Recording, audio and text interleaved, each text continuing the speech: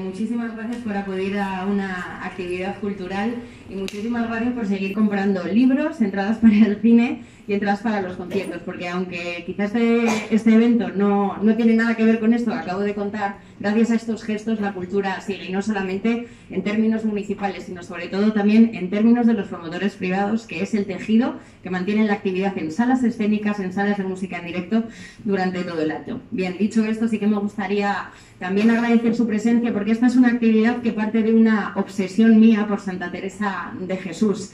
Es verdad que siempre se hablan de los otros caballeros de las letras, las otras damas de... Bueno, pues en este caso, estas santas y místicas busca rendir tributo y hacer justicia a la producción literaria de mujeres tan interesantes como Santa Teresa de Jesús. Por segunda vez, María Velar, compañera de profesión, las dos somos periodistas obsesivas de la música y de algunas otras cosas más, ha sido mi gran cómplice para poder aterrizar esta idea que buscaba poner en valor los pensamientos transgresores que una vez salían de sus manos, de su boca y de su cabeza eran plasmados en papel. Es verdad que pensar es un acto revolucionario, pero lo es mucho más decir sin miedo lo que uno piensa y cuál es la perspectiva que tiene ante la vida, ante la fe y ante sus relaciones con los demás. Por eso volví a llamar a María en esta segunda vez, que ya había sido cómplice mía en la actividad literaria sobre Emilia Pardo Bazán, ¿no? Ella de alguna manera es casi una pseudocronista bisagra, ¿no? Es capaz de unir lo que ha pasado antes con lo que está pasando ahora. Y además lo va a hacer rodeada de dos poetisas madrileñas de diferentes generaciones que convergen por el respeto de la producción literaria de estas santas y místicas. Así que no me extiendo más. Muchísimas gracias a todos ustedes por venir y espero que disfruten de la velada.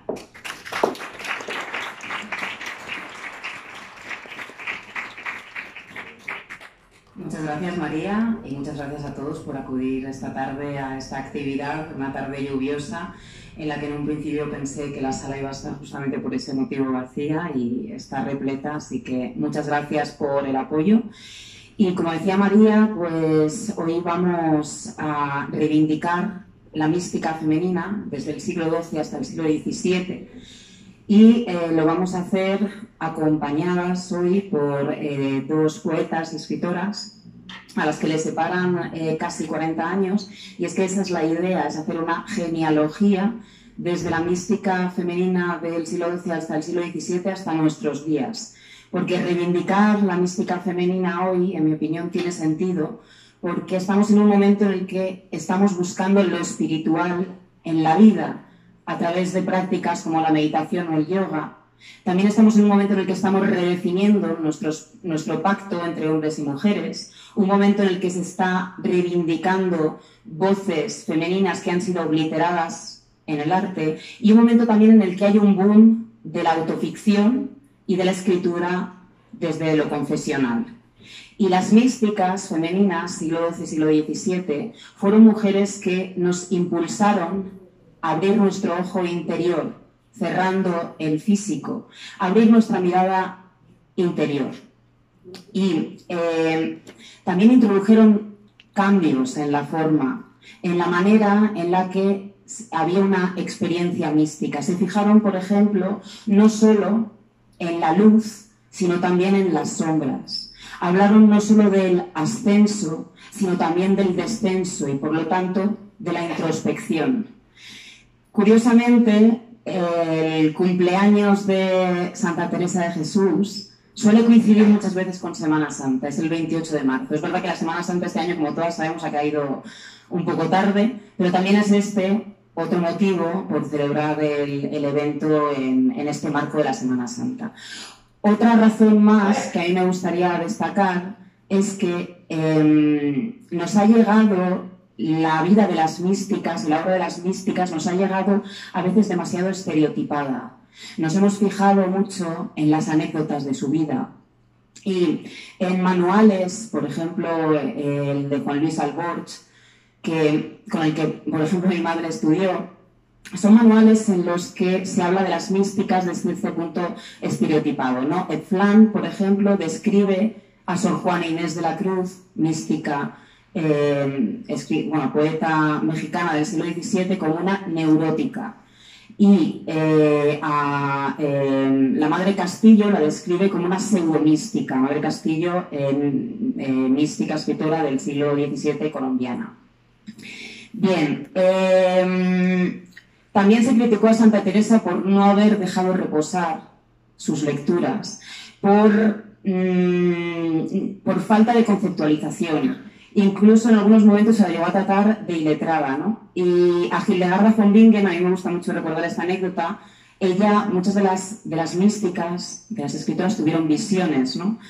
Y a Hildegarda von Bingen, siglo XII, época, bueno, de zona renana, a ella se le preguntó que en qué idioma escuchaba la voz en sus visiones, para ponerle en un aprieto, si en latín o en alemán, ¿no? Y como decías, como sus vidas se han malinterpretado y nos hemos fijado muchas veces en estas vidas espirituales sorprendentes y también se han perdido muchos documentos, pues esa es otra razón para celebrar este encuentro hoy, para ver a las místicas femeninas del siglo XII hasta el siglo XVII, pero no solo que escribieron en español, sino, como decía, de Europa, y nos vamos a centrar en Occidente, eso sí. Y también le vamos a agradecer a estudiosas como Victoria Cirlotto o Blanca Bari, que hayan abierto también otro prisma, otra manera de verlas, ¿no? Como decía, hoy estamos aquí tres invitadas, ¿no? Bueno, yo voy a estar moderando. Soy María Ovelar, soy periodista, también soy poeta. Yo no voy a estar leyendo poemas propios hoy, ya que tenemos bastante materia que ver y me acompañan dos grandes poetas y escritoras. Les voy a dejar a ellas que lean sus poesías propias. También vamos a leer, por supuesto, textos de esa mística femenina, y la idea es un poco ver el eco, ¿no? Ver las concomitancias que existen desde entonces hasta ahora. Y voy a presentar a Menchu Gutiérrez y Alejandra Martínez de Miguel, pero antes de hacerlo sí que os voy a decir un poco cómo va a ser la actividad. Vamos a organizarla por bloques temáticos. Primero va a haber una introducción y luego cada uno de los bloques temáticos vamos a ver unos puntos, unas ideas, luego les haré unas preguntas a Alejandra y a Menchu y luego ya habrá un recital entre los bloques. Entonces, bueno, Menchu Gutiérrez, como decía María, es de Madrid, nació en el año 57, ella es novelista, ha escrito también novela, ha escrito ensayo. Ella realizó sus estudios de arte y literatura en Madrid y en Londres. Podría, yo creo que pasarme todo el tiempo de esta actividad repasando su obra, porque tiene más de 30 libros, si no me equivoco. Solo destacaré Lo extraño y la raíz dentro de los poemarios, que se publicó en el año 2015. En prosa ha publicado básicamente en Siruela. De ensayista me parece fundamental destacar que tenemos en la mesa hoy a una especialista en San Juan de la Cruz, nuestro gran místico, y también ella publicó su bibliografía literaria en el año 2003 y también ha trabajado la poética, por ejemplo, de las medidas del tiempo, que yo creo que tiene mucho que ver con lo que vamos a ver hoy aquí. Como Hildegarda von Bingen, que algunos de ustedes también sabrán que ella compuso música, pues Menchu ha colaborado también en esta disciplina. Ella es autora del libreto de la cantata La música apaga las velas y también ha colaborado con fotógrafos y con pintores. Me gustaría destacar su colaboración con Jürgen Pantenheimen, que tiene para mí sus acuarelas como una relación con Paul Klee y también tiene algo como muy esotérico, ¿no? Y con Chema Amador, el fotógrafo. Como traductora ha traducido a pesos pesados como Edgar Allan Poe, Faulkner, Odin. También ha trabajado dando seminarios en la Universidad Complutense de Madrid, en la Universidad de México. Una de sus novelas ha sido llevada al cine en Sección de una tormenta. Y Alejandra Martínez de Miguel, como decía antes también, ella también es de Madrid. Es del año 94 y un poco esta idea que os decía antes, ¿no? Tejer una genealogía. Yo estoy un poco en medio. Ella es actriz, es poeta, es psicóloga, ha trabajado como actriz y directora de teatro en múltiples salas de Madrid. En el año 2019 publicó su poemario Báilatelo sola y en 2020 varios de sus relatos se incluyeron en Ya no recuerdo que quería ser de mayor. Ha participado en muchísimos festivales y es ganadora del Poetry Slam de Madrid 2017 y también finalista de la Copa del Mundo de Slam en 2019. Y bueno, ha colaborado en muchísimos eventos. Entonces, Bueno, ¿qué tal estás, Mechu? Abrumada, para empezar, pero bueno, encantada de estar aquí. Muchísimas gracias, María, por esta invitación. Pero bueno, yo tengo que aclarar inmediatamente que yo no soy una especialista ni en San Juan de la Cruz, ni en mística, ni en nada. No soy especialista en nada. Sí es verdad que me vi recibí una invitación que fue determinante en mi vida, que fue escribir sobre San Juan. Se me invitó a escribir una biografía literaria y esto supuso para mí un verdadero viaje, un viaje de conocimiento y una fascinación de la que nunca me he recuperado. Entonces, por ahí sí vamos bien. La fascinación la comparto y me entusiasma el misticismo, pero mi conocimiento de San Juan se limita a la escritura de este libro, que es un acercamiento también personal. Como es personal también mi conocimiento y mi trato, digamos, con las místicas de las que vamos a hablar esta tarde. Me gustan muchísimo, pero también las conozco por voces interpuestas, sobre todo a las que nunca podremos agradecer suficiente su labor, como es el caso de Victoria Cirlot y Blanca Garí. ¿Por aquí ya? Sí, bueno, ¿Se espera algo más de mí? No, se espera. Bueno, vale. Yo creo que vamos a ir poco a poco, sí. Vale, si queréis, primero os formulo las preguntas y así ya vas tú primero, si quieres. Os saluda antes, saluda un poquito. Bueno, nada, pues que muchas gracias a todos y a todas por venir, que estoy encantada de estar aquí. La verdad, decía la compañera Menchu, no sé qué se espera de mí tampoco, pero yo espero que por lo menos, yo he disfrutado mucho investigando cuando llegó esta propuesta de estar hoy aquí hablando. Muchas de las autoras que vamos a hablar no las conocía y espero que os pase lo mismo que me ha pasado a mí, a no ser que ya las conozcáis a todas, pero creo que faltan muchos referentes, nos han faltado muchos referentes y descubrirlos aquí creo que puede ser un regalo. Así que nada. Muchas gracias. Yo creo que un poco la idea es esa, que también nos vayamos todas y todos de aquí con ganas de leer a las místicas. Entonces, antes de pasar al primer bloque, me gustaría preguntaros a las dos por qué creéis que debemos leer hoy a las místicas y luego si es posible que esa visión estereotipada de la que he hablado al principio, de la mística femenina, tenga que ver también con que fueran mayoritariamente hombres los que escribieran en España hasta la llegada, como hemos dicho ya, Victoria Cirlot, Blanca Garí, sobre la mística. Entonces vamos a hacer esto por orden alfabético. Primero tendrá la palabra Menchu Gutiérrez y luego Alejandra Martínez de Miguel. Gracias. Gracias. Bueno, yo, como decía, conozco a estas autoras por voces interpuestas y si creemos en... creemos, por supuesto que creemos. Si leemos a Victoria Cirlot y a Blanca Garí, ellas utilizan voces masculinas también y no creo que el estereotipo debamos ahondar excesivamente en él. Yo creo que estas mujeres vivieron, como todo el mundo sabe, en un momento en el que la vida estaba regida por los hombres, la vida de la Iglesia también, y bueno, pues ellas para hacerse oír tuvieron que hacer algo verdaderamente extraordinario. Y a veces, pues esas voces fueron muy chocantes incluso.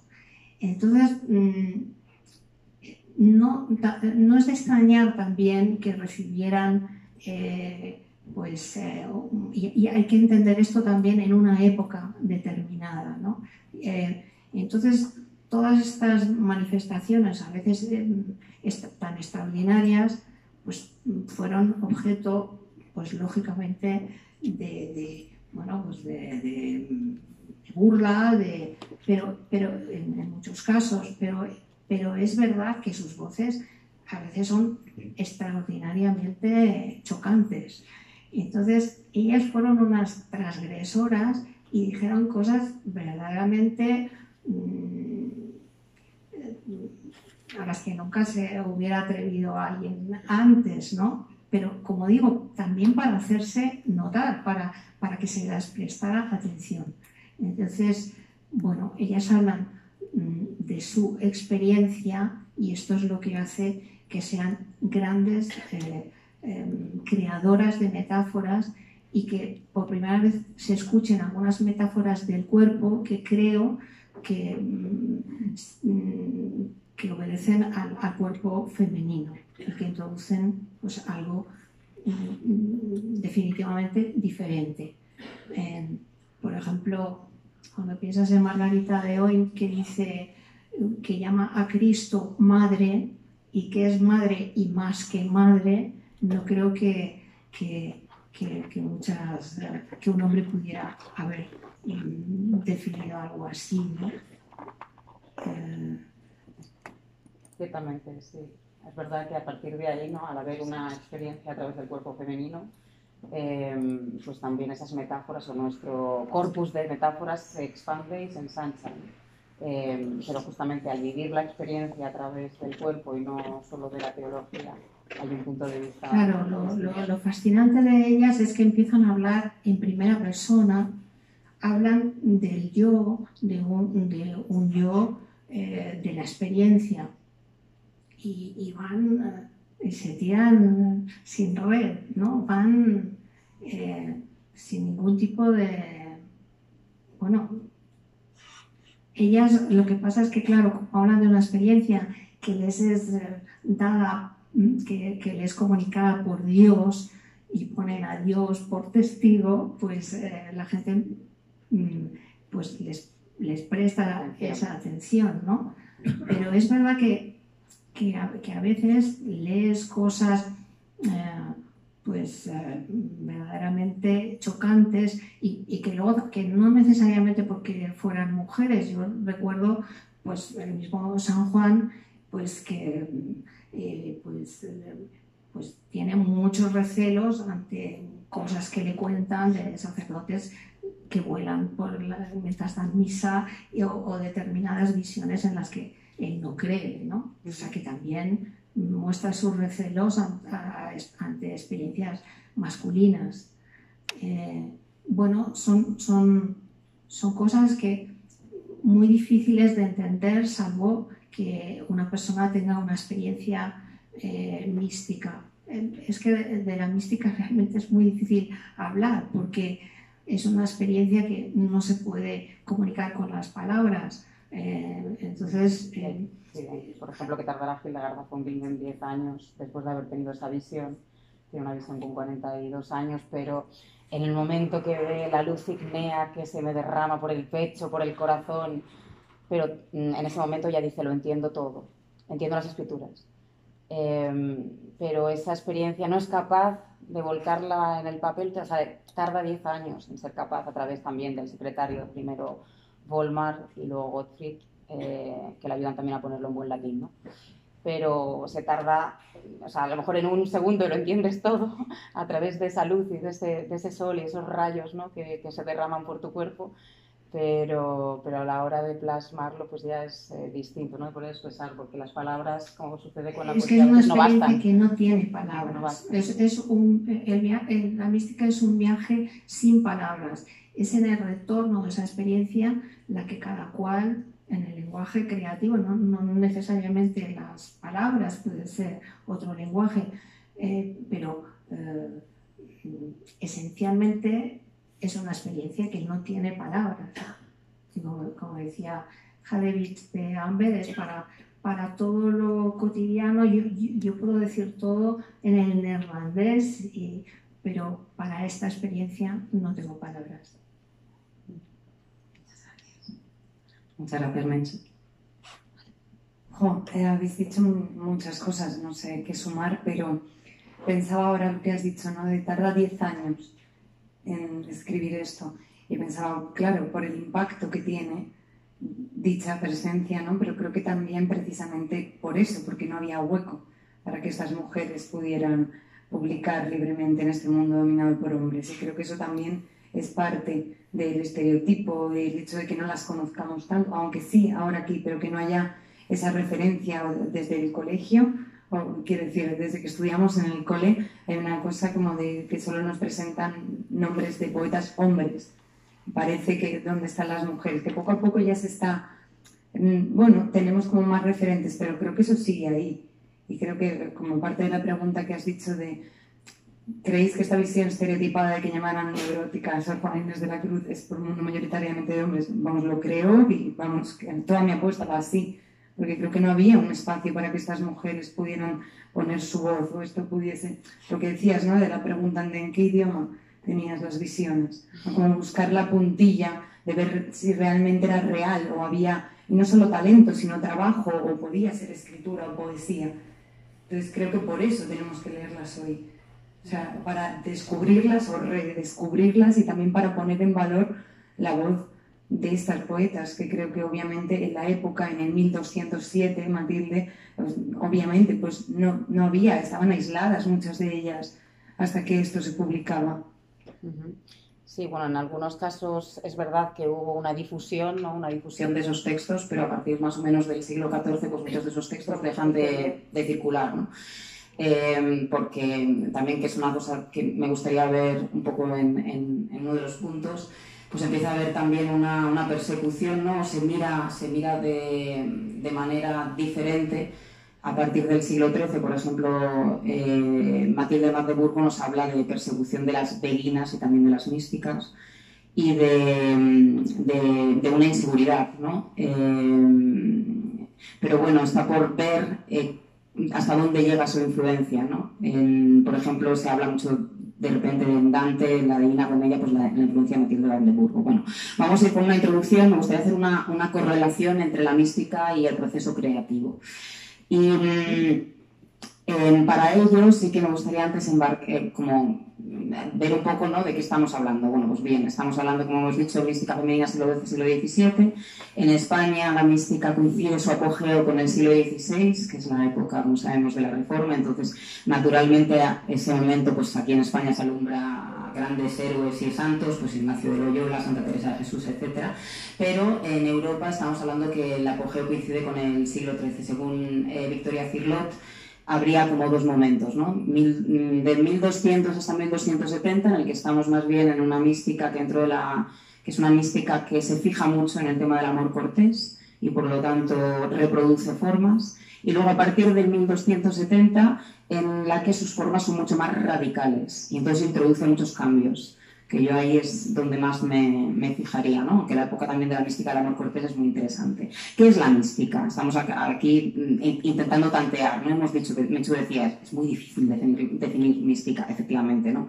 Nos dan esta definición de gracia extraordinaria, de elementos sobrenaturales por los cuales nos elevamos por encima de nuestras limitaciones para llegar a un estadio superior.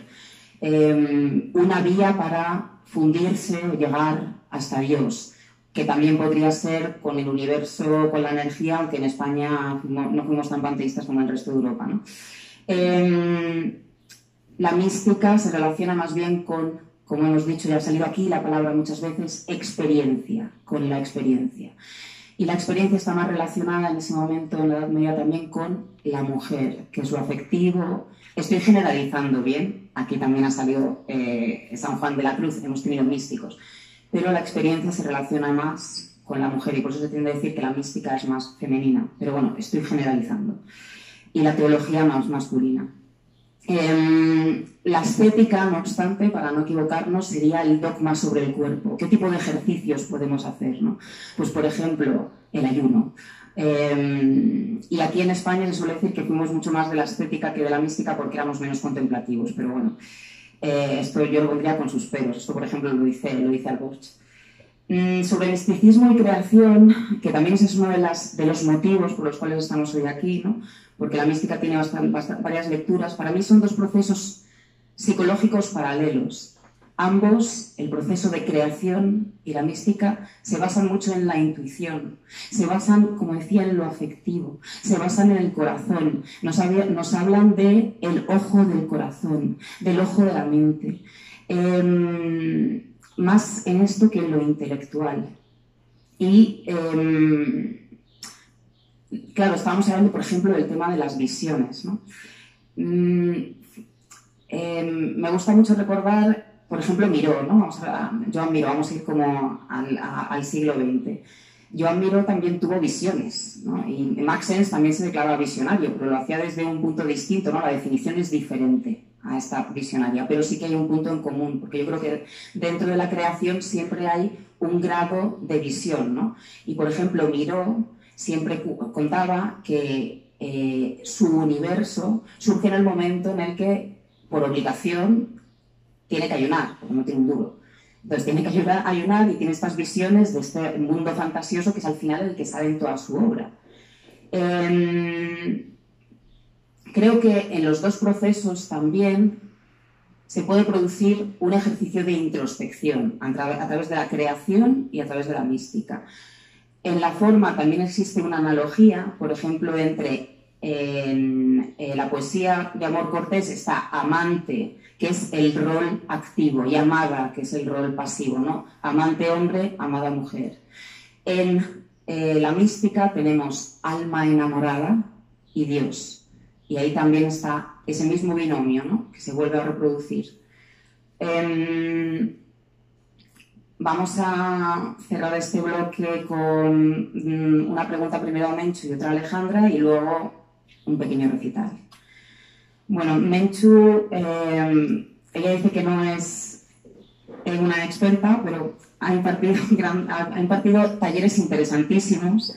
A mí, por ejemplo, me tiene fascinado uno que se llamaba Poéticas y Técnicas del Silencio. Me habría encantado estar allí. Lo abrió reproduciendo Música Callada, que es una composición de Federico Mompou que se basa en un verso de San Juan de la Cruz. En tu opinión, Menchu, ¿qué relación guarda la mística con la creación? O dicho de otro modo, ¿qué podríamos aprender los creadores, y teniendo en cuenta que todo ser humano es un artista, y los seres humanos de la mística? Bueno, yo de todas formas, acabáis de comentar acerca del lenguaje, de la mística. Yo me gustaría decir que me parece importante recalcar que la mística no es una cuestión religiosa, no depende, uno no tiene que ser creyente para tener una experiencia mística. Y hay un libro que yo recomiendo muchísimo que se llama Mística Salvaje, de Michel Hulin, un filósofo francés, en el que relata multitud de experiencias, que no puede ser otra cosa más que mística, pero de personas que no están afiliadas a ninguna religión. La mística no tiene por qué tener una afiliación religiosa. Es después de tener una experiencia cuando la persona regresa, y en el caso de Santa Teresa, por ejemplo, o de Juan de la Cruz, ellos de alguna manera acogen acogen esta experiencia y encuentran una serie de metáforas y lo introducen en su estructura religiosa, pero la experiencia en sí no tiene nada que ver ni con la religión ni con las creencias. Entonces, naturalmente, que Miró o que cualquier otro, o un artista, puede tener esta experiencia.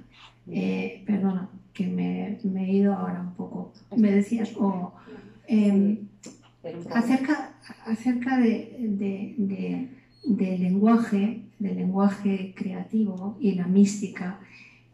Por eso el lenguaje viene después, el lenguaje se encontrará después, la metáfora vendrá después para explicar, para de alguna manera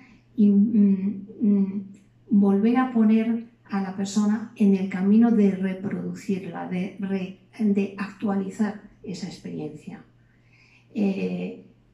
Hay una cosa que dice un místico, Ibn Arabi, que él habla para expresar la totalidad. Es muy curioso que los místicos hablen igual de la totalidad que de la nada. Son sinónimos, totalidad y nada. Hasta tal punto es una experiencia inefable. Entonces, cuando Ibn Arabi se refiere a una raíz de raíces para explicar ese todo, o esa nada podríamos decir. Yo siempre he pensado que también existe un poema de poemas, que siempre estamos hablando, siempre estamos apelando a ese único poema, a esa única raíz de raíces, y ahí se comunica la raíz de raíces y el poema del poema. Siempre creo que estamos haciendo las mismas preguntas con lenguajes diferentes, y creo que tenemos que hacer es actualizarla siempre, la experiencia. Perdón. De momento, por no acaparar. Si tienes algo que añadir, Seguramente, pero yo creo que hay que la escritura, por lo menos la que a mí me interesa, y la poesía, lo que yo creo que es poesía, se lleva a cabo, se produce en un espacio intermedio que ni es sueño ni es vigilia, es un espacio umbral. Es cuando tú lees los textos de lo que explican la mística, los místicos, así llamados los místicos, que nos hablan de su experiencia, tú te das cuenta de que es prácticamente lo mismo que dice un poeta. Entonces, ¿es que acaso hay grados de una especie de gradación de olvido en esa experiencia mística? ¿Hay grados de nada? ¿Hay grados de la nada? ¿O es que la poesía es el vehículo para explicar precisamente la mística? ¿Es que es eso la poesía? El vehículo mismo de la mística. Bueno, están íntimamente ligadas porque la creación de la metáfora se produce por ese motivo, para explicar aquello que no tiene palabras.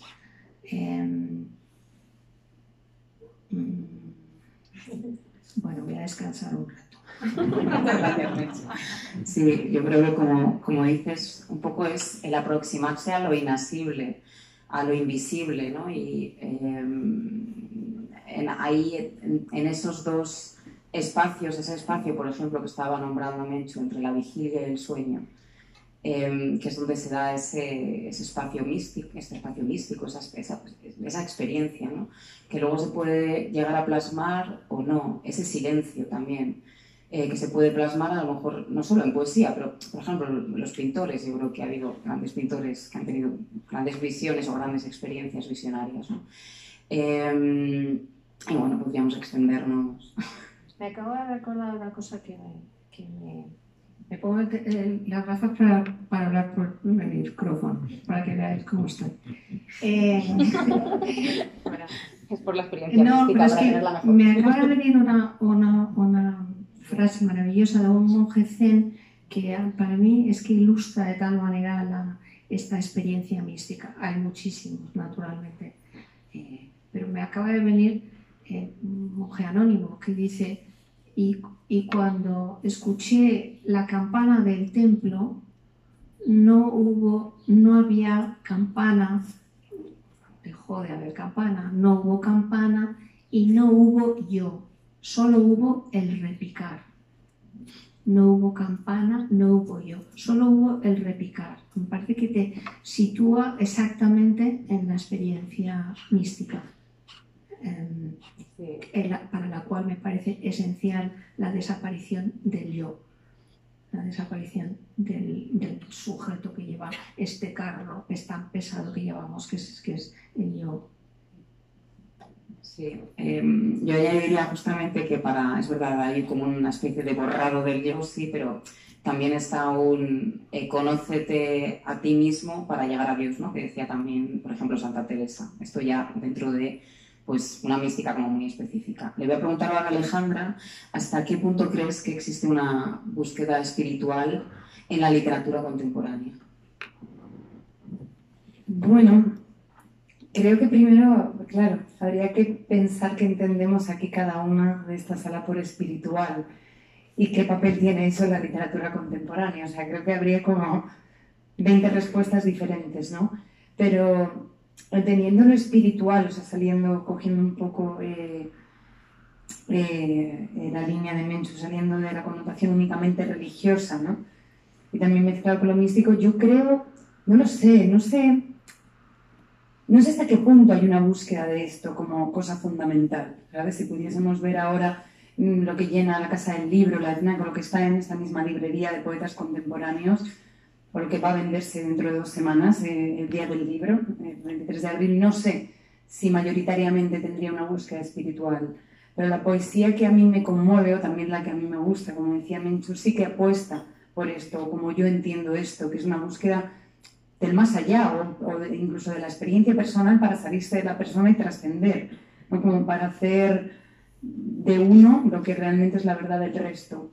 Entonces sí que hay poetas que yo leo que no necesariamente pensaría, María Sánchez en Cuaderno de Campo es espiritual, pues a lo mejor no necesariamente, pero para mí sí, en la manera en la que me conmueve o en la que conecto con las palabras en la que ella lo plasma. O Berta García Faed. Sí que hay cosas que digo, a lo mejor están hablando de sexo, están hablando de amor o están hablando de algo que, no sé, o de algo muy puntual, de una salida una noche en una discoteca, pero la manera en la que tienen de contarlo a mí me lleva ahí.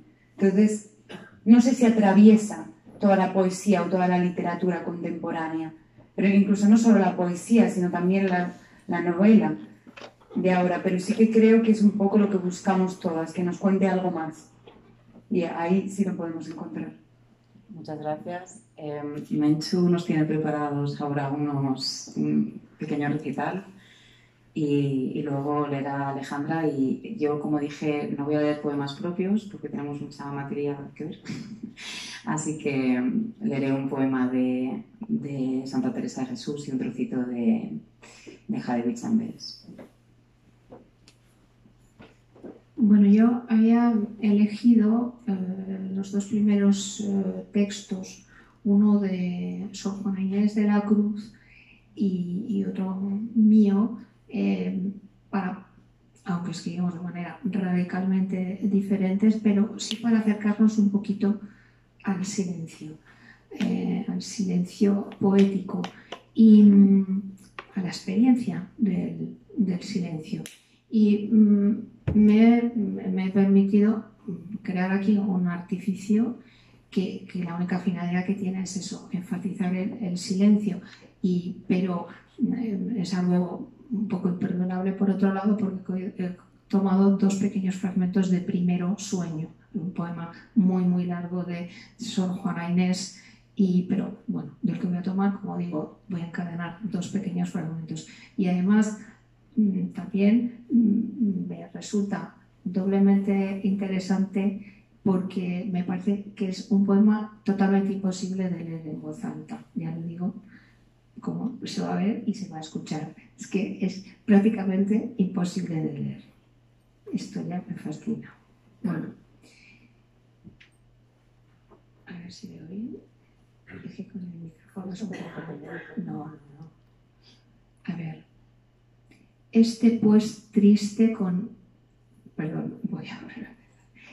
Pues triste son incandente de la asombrosa turba temerosa, menos a la atención solicitaba que al duelo persuadía, antes sí lentamente, si su obtusa consonancia espaciosa al sosiego inducía y al reposo los miembros convidaba, el silencio intimando a los vivientes, uno y otro sellando, labio oscuro, con indicante dedo, Harpócrates la noche silenciosa, a cuyo, aunque no duro, si bien imperioso precepto, todos fueron obedientes.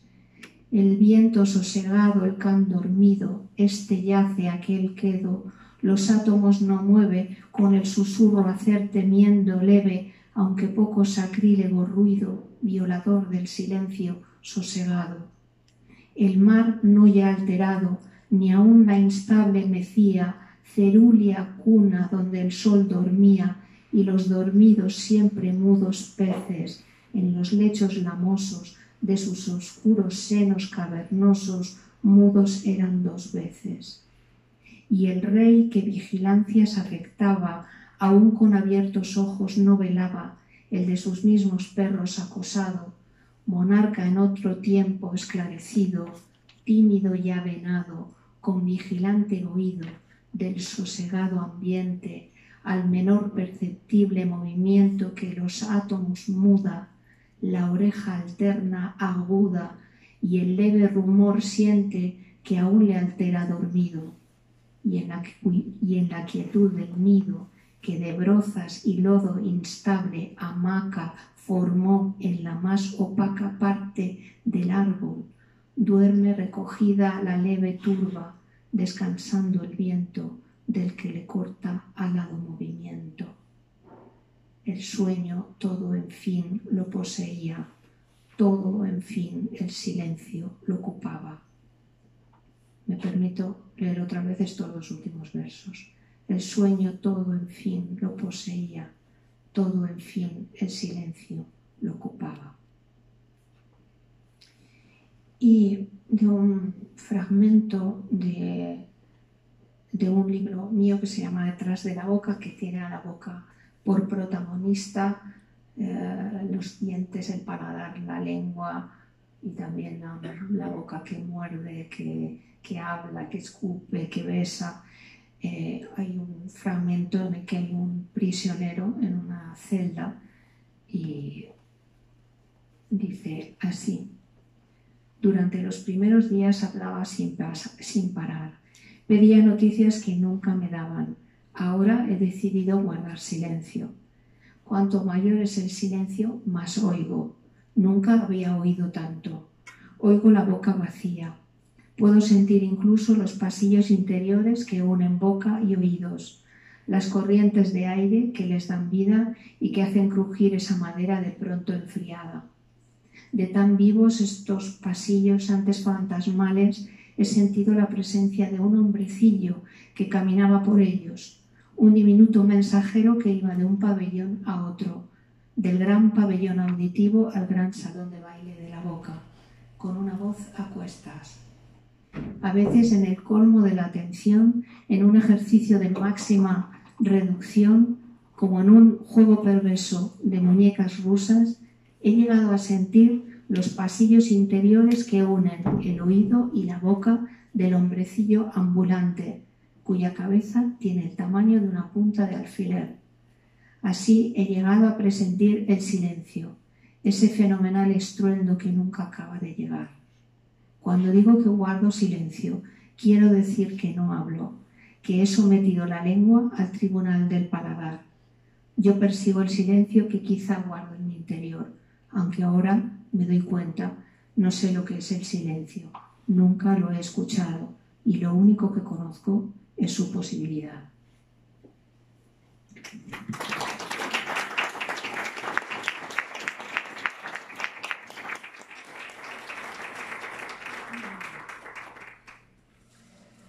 Bueno, yo he elegido en esta ocasión, en este bloque, un poema de Hadvig Amberes. Y bueno, por intuición lo he juntado con otro mío después. Ambos creo que hablan de cómo repensar el amor o de cómo nombrar el amor. Ella y yo, diferentes. Pero bueno, voy a leerlos seguidos. El de ella dice así: si hay algo que deseo, lo ignoro. Prisionera para siempre del no saber abisal. La mente del hombre no puede entender ni su boca expresar lo que encuentra en la profundidad. No me mezclaré con los siervos que aguardan precio o salario. Si me preguntan dónde estoy, responderé que lo ignoro. No puedo decirlo, como no puede la rueda del molino flotar en el río. Extraña historia, en verdad, que deja desconcertada lo oculto que a otros es claro para mí, pues perseguía el amor, habito en él, absorta en una simple mirada. Quien entiende esta simplicidad, cautivo está y bien atado en la prisión del amor, nunca ya escapará. Mas pocos son los que hasta allí en amor perseveran. Ay, Dios mío, qué extraña aventura, ya no ir, no ver ya lo que seguimos, de lo que huimos, lo que amamos, lo que tememos. Ayer creíamos tener algo, y a la nada desnuda nos arroja hoy el amor. Y esto es un poema mío, lo que viene a continuación. Además es un texto inédito, no está en mi primer poemario, estará, si Dios quiere, en el segundo, y dice así: ¿Era amor o era un milagro? Pánico de pensar que un día cualquiera me despertaré, haré pis, un café, una tostada, miraré a la derecha y tal vez ya no estaré enamorada de ti. ¿Era un milagro o eras tú? Abrazarte es, sol en mis párpados, un río en calma, el descanso de mi vientre, encontrar alivio en una ciudad vacía. ¿Eras tú o era un prado verde? En este poema hay un prado verde. Visualiza el prado verde, túmbate, cierra los ojos, reposa, permítete ser vulnerable. Nota el viento en tu cara, el frío en los dedos de tus pies, confúndete con la hierba. Para, dibuja una línea, separa la imagen, congela el olor, salte del poema. La autora reclama su prado verde, entro. Miro a la derecha, estoy enamorada de ti, afirmo, tú preguntas, mi prado verde es mi prado verde, te he invitado, lo sé, pero ahora lo reclamo, te expulso, te invito mejor a ser expulsado, te acuno antes de la despedida. No quisiera que interpretes mis poemas como una disculpa, ni mucho menos como una reconciliación. Quisiera brindarte un lugar donde dejar el peso de un cuerpo que es el tuyo, un prado verde alejado del ruido. Ahora, en tu mesa de oficina, añoras el prado verde. Ahora, en la ciudad vacía, rogo que vuelvas al poema, al prado verde, al amor, y lloro. El prado verde que es mi sueño de niña, mi vínculo, mi miedo con la muerte, mi vínculo con la vida, mis pesadillas recurrentes, mi culpa, mis dolores de rodillas, mis manos dentro, fuera, en ti, en la cocina. El prado verde que inundaste de tus sueños de niño, de tu miedo a la muerte, de tu vínculo con la vida, de tu ausencia de pesadillas, de tu culpa, de tus dolores de rodillas, de tus manos dentro, fuera, de mí, en la cocina. El prado verde que decidí compartir tiene tu silueta en la tierra. Miro la tierra y tiene tu forma, tu peso, tu caída.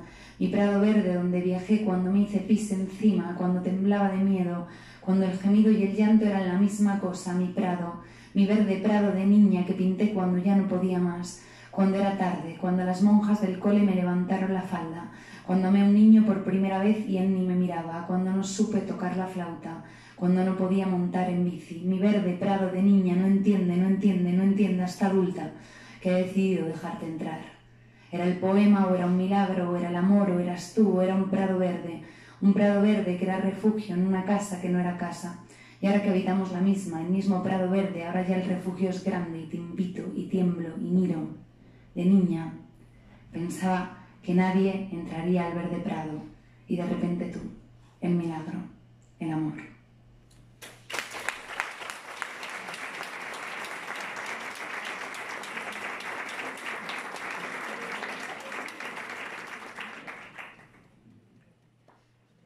Voy a leer a Jadewitz Amberes y así vamos a ver también este paralelismo con la poesía del amor cortés. Dice así: los caminos de amor son inauditos, como bien sabe quien pretende seguirlos. Turban de repente al corazón resuelto. El que ama no puede encontrar constancia. Aquel a quien amor toca en el fondo del alma conocerá muchas horas sin nombre. Tan pronto ardiente, tan pronto frío, tan pronto tímido, tan pronto audaz. Muchos son los caprichos del amor, pero a cada momento nos recuerda nuestra inmensa deuda con su elevado poder, que nos atrae y nos reclama para él, solo. Tan pronto gracioso, tan pronto terrible, próximo ahora, lejano después. Para quien le conoce y en él confía, esto mismo es el gozo supremo, como amor abraza y golpea a la vez. Tan pronto humillado, tan pronto exaltado, oculto ahora, revelado después. Para ser colmada por amor un día, hay que correr riesgos y aventuras hasta alcanzar el punto en que se degusta la pura esencia de amor. Tan pronto ligero, tan pronto pesado. Oscuro ahora, claro después. en la dulce paz, en la asfixiante angustia, dando y recibiendo. Esa es la vida de aquellos que se pierden en los caminos de amor.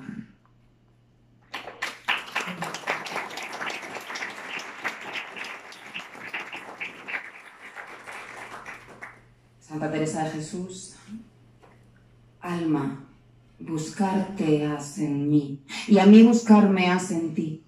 De tal suerte pudo amor alma en mí retratarte, que ningún sabio pintor supiera con tal primor tal imagen estampar.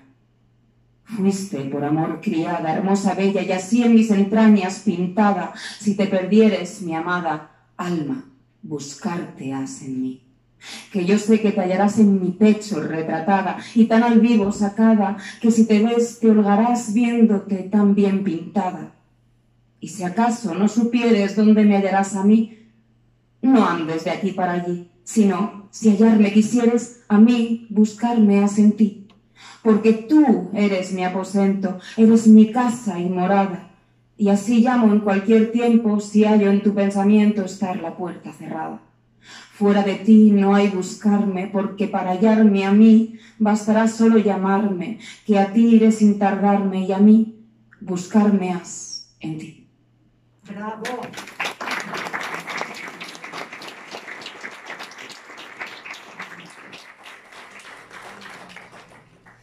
Vamos ahora a ver un bloque temático que es uno de los bloques a los que más cariño les tengo, porque es verdad que a lo mejor no se ha hablado tanto de la forma y me parece que las místicas femeninas han introducido varios cambios, han retorcido el lenguaje y gracias a ellas el canon se ha ensanchado. A Santa Teresa, por ejemplo, como Santa Teresa de Jesús también, ella representa el momento pedagógico de la mística. Ella quiso acercarse a las clases populares utilizando un lenguaje común. Y por esto, también ha sido criticada, ¿no? A ella le encantaba la sencillez, y no solo por quererse acercar justamente a las clases populares y hacer un intento pedagógico, sino también porque pensaba que la belleza formal y la retórica eran vicios de la vanidad, pues utilizaba el lenguaje más llano, ¿no? Para la época en la que había una retórica mucho más recargada. Se la llegó a criticar, como hemos visto, también por espontánea y poco reflexiva, pero a la vez que se la criticaba por esto, también se alababa a otras cosas. Vamos con una cita de Plan. A la luz de la vela, en la silenciosa celda, disputó a la fatiga del día la mayor parte de aquellas horas que podía emplear con el papel o con la pluma. Escribía de mala gana y a vuela pluma, pero una vez en marcha era tanta la fuerza de la inspiración que la dominaba que hubiera querido tener muchas manos para escribir. También se la culpó de poco reflexiva, pero bueno, aunque por ejemplo Fray Luis de León en el siglo XVI dijo que a veces tenía dificultades para acabar el razonamiento mezclándolos con otros, él sí que llegó a reconocer que lo hacía tan diestramente que ese vicio le acarreaba hermosura. No sé si esto que voy a decir ahora será demasiado cierto o no, pero es una generalización. Tal vez sí que he llegado a leer en algunos sitios que puede ser que en el binomio de Santa Teresa de Jesús y San Juan de la Cruz, tal vez la crítica haya preferido a San Juan de la Cruz, tal vez el público haya preferido a Santa Teresa. Sobre esto, por ejemplo, me quedo con una afirmación del catedrático de Historia Moderna de la Universidad de Salamanca, Luis Enrique Rodríguez San Pedro, que aseguró que Santa Teresa es más popular porque es emocional y eso engancha, ¿no? De hecho, bueno, llegó hasta decir que ella habría sido en nuestros días una buena empresaria.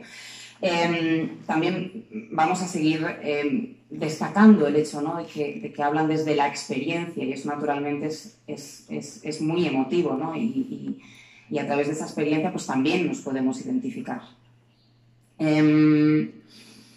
Algunas de las críticas, entonces, yo creo que hoy se han convertido en piropos, ¿no? A Santa Teresa de Jesús, por ejemplo, se la criticó como mujer de acción. El nuncio de su santidad en un momento dado, Monseñor Sela, llegó a decir que era una fémina inquieta y andariega, y esto era un reproche por su independencia de los prelados. también por andar de un lado para allá, por haber pretendido, una mujer que no tenía letras, enseñar al pueblo. Era una crítica, una mujer de acción, que hoy para mí pues no lo sería, porque recordemos que ella fundó, reformó 32 conventos, que es muchísimo, y bueno, pues digamos que lo que era una perspectiva entonces a lo mejor sería también otra diferente hoy, ¿no? Con respecto a cambios también que introdujeron las místicas, hablaré, bueno, sencillamente muy poquito de la discípula de Santa Teresa de Jesús, de Ana de San Bartolomé, que también tenía una prosa sencilla y humilde, y bueno, esto también siguió ensanchando yo creo que el canon, ¿no? Alejándonos a lo mejor de una retórica mucho más recargada. Me interesa mucho Sor Juana Inés de la Cruz, mística mexicana, siglo XVII, que ella se vio ante un dilema. Todo poeta que quisiera considerarse un poeta pleno y lleno y completo, pues tenía que escribir poesía amorosa. Pero claro, hasta entonces, dentro de la poesía amorosa, el yo poeta es el hombre. Y la amada, ¿no? La mujer, el yo poeta, hombre, es el amante, rol activo. Quien recibe, ¿no? La amada es el rol pasivo y es la mujer. Y entonces Sor Juana, pues ante esta duda dice, bueno, pues ¿qué hago? Pues al final lo que decide es, sí, el yo poeta va a ser mujer, no va a ser hombre, pero va a ser la amada, supuestamente el rol pasivo, pero ella lo que hace es que la empodera, le da mucho más fuerza, le da una intensidad. Y eso para mí es una piedra desde entonces puesta en el camino desde el siglo XVII hasta ahora. Es decir, abre también la posibilidad de que la mujer se retrate con una voz más fuerte. Sobre la Madre Castillo, decir que su prosa está toda llena también de mulatos, de negros, de indios, con lo cual mete también un poco de indigenismo dentro de repente de la escritura mística. De Matilde de Magdeburgo, que es una de mis favoritas, diría muchas cosas. Diré que su obra mezcla muchos géneros, que es algo que creo que está muy de moda hoy, el género híbrido, mezclar prosa con poesía, con monólogo, que ya hacía soliloquios, de repente doxología, visiones, teología. Y luego, como decía, hubo un momento en el que los textos de estas místicas pues sí que circularon, ¿no? Luego eso se paró. Y con respecto al libro de Matilde de Magdeburgo, La luz fluyente de la divinidad, en 1345, Enrique von Nordlingen escribe una carta a una amiga y le dice: os envío un libro que se llama La luz fluyente de la divinidad. Es el alemán más maravilloso y extraño, y el fruto del amor más hondamente conmovedor que he leído nunca. Ella escribió en bajo alemán del norte, Matilde de Magdeburgo, y entonces no lo hizo en latín, que supuestamente era, ¿no? Bueno, pues el idioma culto, ¿no? Que se utilizaba para escribir, y ahí también pues es algo que ella hace abriendo también un poco las posibilidades, ¿no? Escribir en una lengua como el bajo alemán del norte, que según Enrique von Nordlingen era encima el alemán más maravilloso y extraño que había leído nunca, ¿no? Bueno, ahora os voy a hacer una pregunta, y básicamente es ¿qué paralelismos destacaríais entre la época de las místicas y la contemporánea? A mí, por ejemplo, se me ocurre que las críticas que hemos visto, ¿no? A Santa Teresa de Jesús sobre este lenguaje mucho más llano, me recuerdan un poco al debate actual sobre la calidad formal de la poesía contemporánea. Los detractores nos dicen, nos aculpan a los nuevos poetas de empobrecer el idioma, y sus defensores aseguran que más bien lo que están haciendo es difundir la poesía y a abrir sus puertas a quienes no se atreverían a hacer de otro modo. No sé, esto es, por ejemplo, el paralelismo que a mí se me ocurre. Puede haber muchísimos más. Cedo la palabra ahora a Menchu.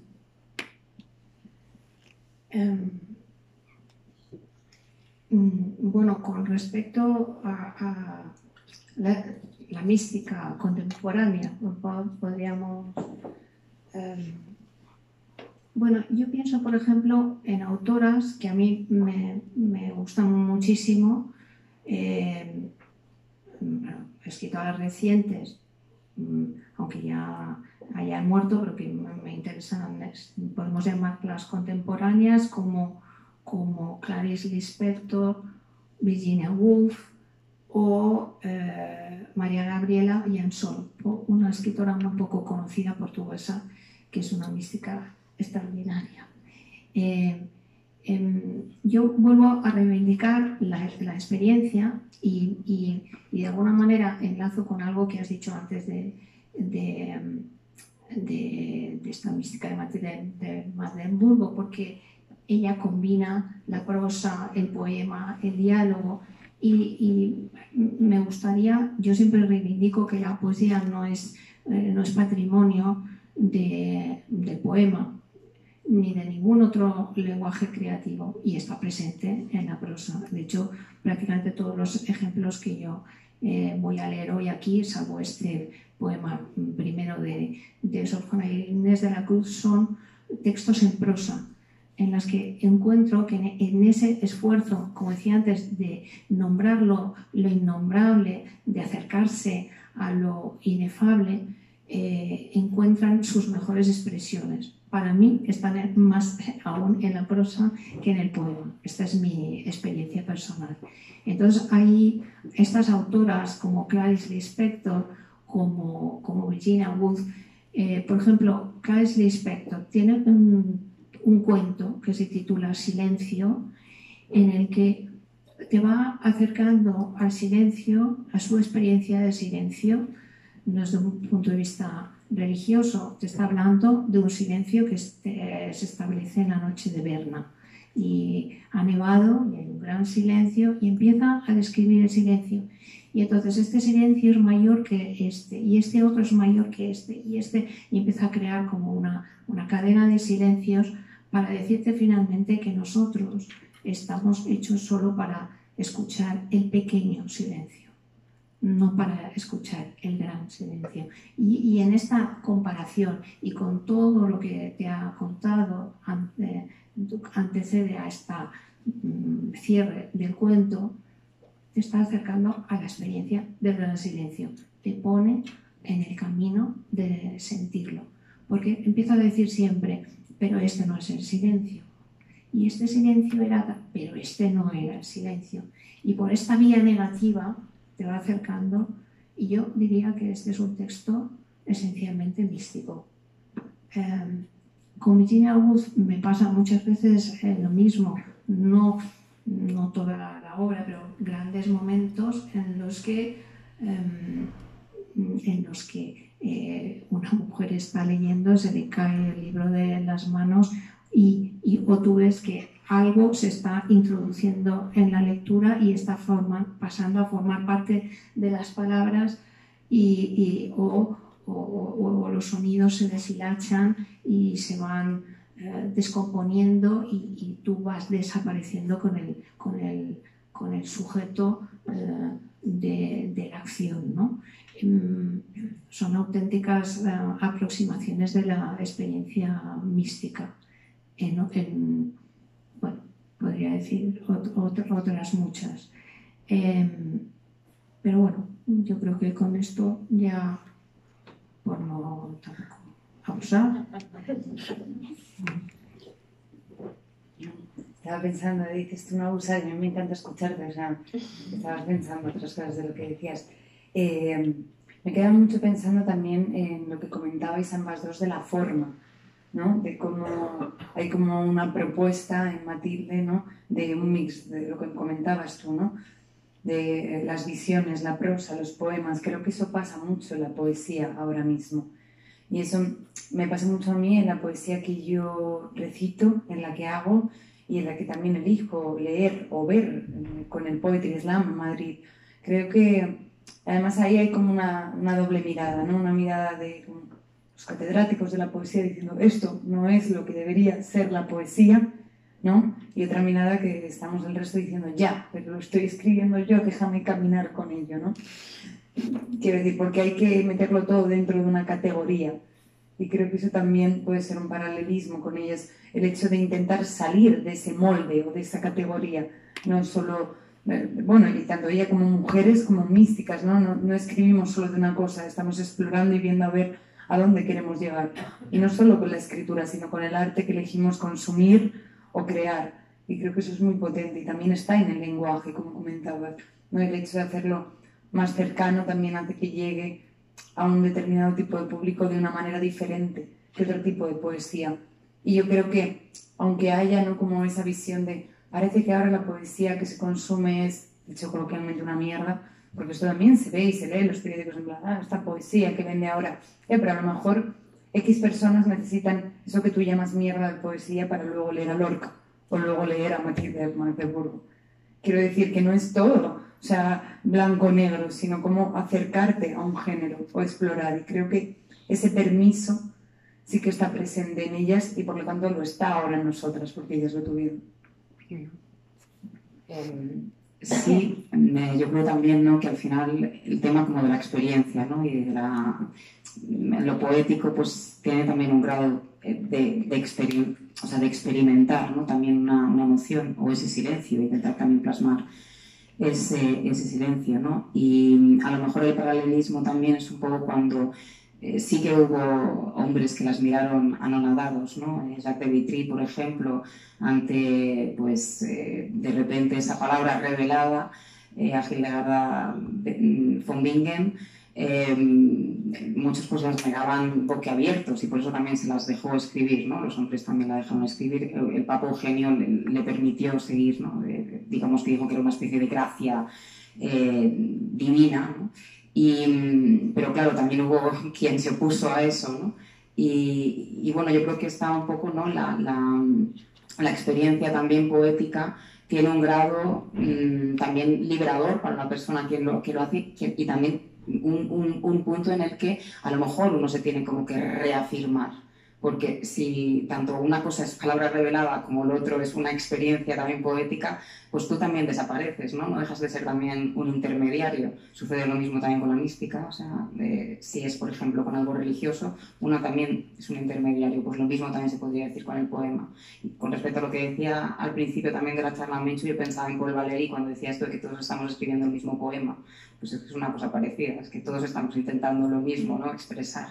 Me gustaría hacer un pequeño comentario que me parece muy importante y es el hecho de que efectivamente estos confesores están fascinados con ellas, con estos hallazgos creativos, con estas poderosísimas metáforas y que son los confesores los que hacen de correa transmisión. O sea, las metáforas de ellas utilizan a los confesores que lo transmiten también al mundo de los místicos, a la iglesia, al mundo masculino. O sea, es que esas metáforas las acuñan ellas y acaban siendo utilizadas por los místicos, por los hombres.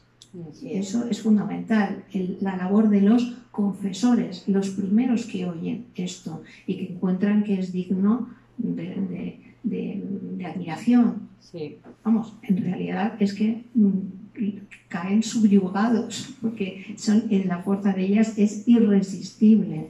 Sí, la anécdota un poco de Hildegarda von Bingen es que ella visiones había tenido, como yo decía, bueno, desde pequeña, ¿no? Y al principio, pues ella se lo cuenta a la nodriza, es jovencita, y luego lo que le pregunta a la nodriza es ¿tú ves solo lo exterior o también ves un poco lo que estoy viendo, ¿no?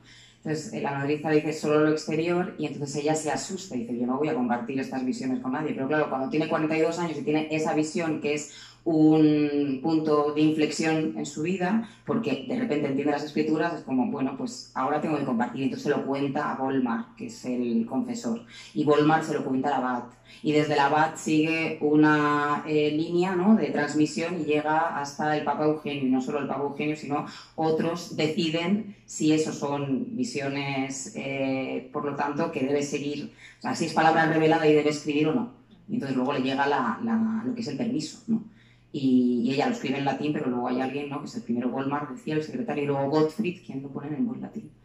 Pero efectivamente, ¿no?, muchos de ellos, como bien decía Menchu, caen genuflexión, o sea, caen subyugados ante claro, porque son todas, es que son visiones muy plásticas, es que también hay miniaturas, o sea, es que son imágenes muy poderosas. Entonces, luego también otra cosa, ¿cómo sabemos que esas visiones son reales? Porque son muy originales. Estaba el Cantar de los Cantares, sí, había escrituras, pero es que esas visiones son muy personales, son muy originales. Entonces no puede ser, ahí es lo que... No existía una iconografía anterior. Es una cosmología nueva, completamente nueva. Y eso también es lo fundamental, ¿no? Un poco. Y por lo que yo creo que a lo mejor deberíamos intentar volver a los textos, ¿no? Cuando salgamos de aquí. Y vamos a volver ahora a los textos, primero con Menchu y luego con Alejandra. Yo en esta ronda no leeré para que nos dé tiempo a cubrir un poco más. Bueno,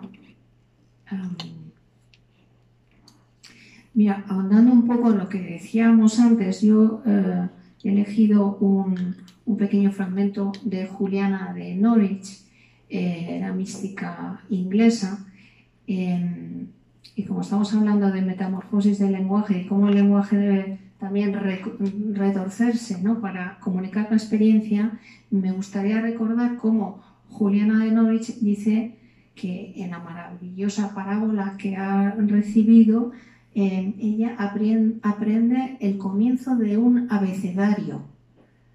Es un abecedario que le ayuda a obtener un cierto entendimiento de los designios de Dios, pero ella se refiere a un abecedario completo, es decir, un abecedario nuevo, que no sería el nuestro.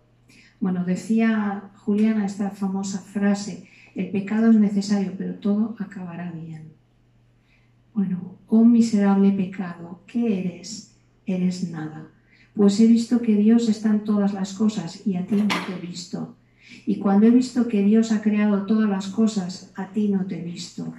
Y cuando he visto que Dios es todas las cosas y a ti no te he visto. Y cuando he visto que Dios hace todas las cosas, pequeñas y grandes, y a ti no te he visto. Y cuando he visto a nuestro Señor Jesucristo sentado en nuestra alma gloriosamente, amar todo lo que ha hecho, complacerse en ellos, dirigirlo y conservarlo, a ti no te he visto. Por eso estoy segura de que no eres nada. Bueno, la mística Ángela Foligno, de quien tantas veces se ha reclamado su condición de analfabeta, demuestra que no hace falta muchos conocimientos literarios para comunicar una experiencia estática profunda. El vacío en el que le deja esa experiencia es tan profunda que le hace exclamar. Y cuando se alejó, empecé a gritar en voz alta y a vociferar, y sin ninguna vergüenza gritaba y clamaba diciendo así: amor no conocido, ¿y por qué me dejas? Pero no podía decir nada más y gritaba sin vergüenza esas palabras y decía: ¿y por qué? ¿y por qué? ¿y por qué? Bueno, esta repetición extraordinaria, ¿y por qué? ¿y por qué? Esta repetición desesperada me hace pensar, y lo combinamos con lo que decíamos antes de la relación posible de esta mística en un tiempo presente, como a mí concretamente este desesperado ¿y por qué? Y porque me lleva a Elizabeth Bishop, a la poeta norteamericana, de repente se me ha ido su nacionalidad, tras el suicidio de su compañera de tantos años, Lota Maceo Suárez. Una persona como ella, que dominaba el lenguaje, comunica la devastación con un poder, la devastación en que le deja esta pérdida con una fuerza extraordinaria, con este pequeño poema. Y debo decir, antes de leerlo, que su compañera Lota era una gran bebedora de café. Y escribe Bishop después del suicidio: ningún café podrá ya despertarte, ningún café podrá ya despertarte, ningún café podrá ya despertarte, ningún café podrá ya despertarte, ningún café podrá ya despertarte. Bueno, para mí estas líneas tienen tanta fuerza como muchos de los mejores poemas de Elizabeth Bishop. Y para poner en relación la creación y la contemplación me gustaría leer algo que escribí en un libro mío que se titula La tabla de las mareas y que creo que de alguna manera se establece una gran tensión entre un silencio yermo y un silencio nutricio, porque todos sabemos que hay muchas clases de silencios inteligentes y silencios tontos y hay silencios nutricios y hay otros que no conducen a nada. Bueno.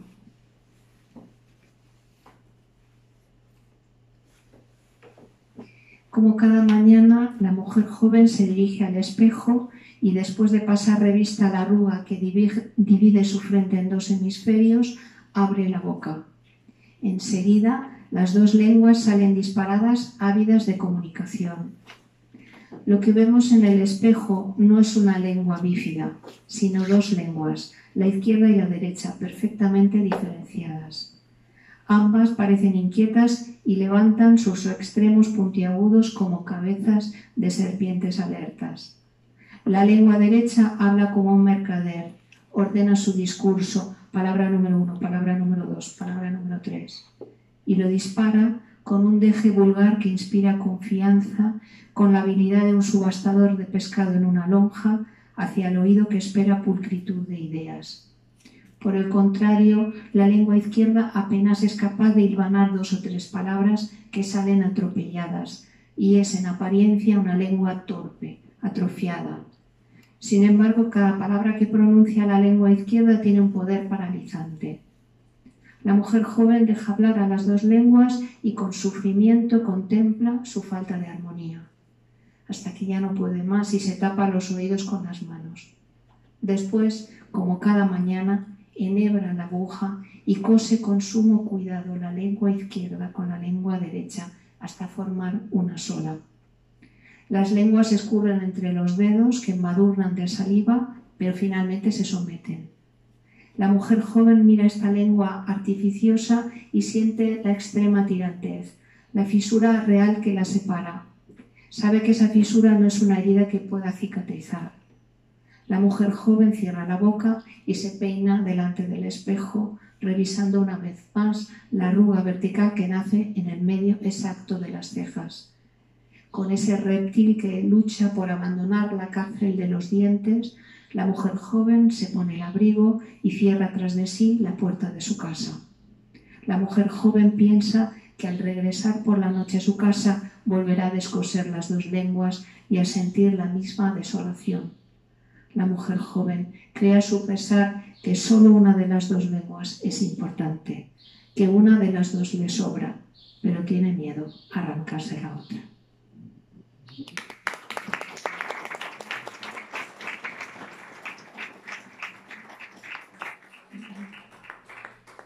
Yo en esta ocasión voy a recitaros 2 poemas cortos, el primero de Hildegarda von Bingen y el segundo de Matilde de Magdeburgo, y al final, el final únicamente de un poema mío.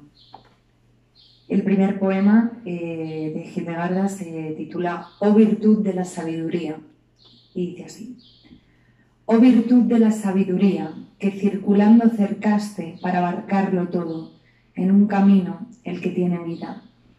Llevas 3 alas, de las que una vuela en lo alto y la otra suba en la tierra, y la tercera va por todas partes, como mirando, alabada seas, como lo mereces, oh sabiduría. El poema de Matilde de Magdeburgo no tiene título, es el número 7, y dice así: Me advirtieron de que tuviera cuidado con este libro, y los hombres me amonestaron. Si no quería renunciar a él, sería consumida por el fuego. Entonces hice lo que había hecho desde niña, cuando estaba triste, y me puse a rezar. Me dirigí a mi amado y le dije: Ay, Señor, ahora que he sido golpeada por tu honor, tendré que quedarme sin tu consuelo. Tú me empujaste y entonces me llamaste a escribir. Me parece increíble este poema. O sea, tenía que decir, perdón. Me parece increíble que haya escrito esto. O sea, ese final, Tú me empujaste y me llamaste a escribir. En el siglo XIII. Sí. ¡Wow! Es como ahora que leo yo mío. No se puede esto. Bueno, pues he cogido el final, claro, de un poema mío, porque para que nos dé tiempo a seguir por los otros bloques. El poema se titula «Cuando viene todo lo que viene» y el final diría así: es tan fácil, tan fácil acomodarse, quedarse en el sofá, dejar que sean otros, que sean otras quienes luchen, quienes griten, quienes revolucionen.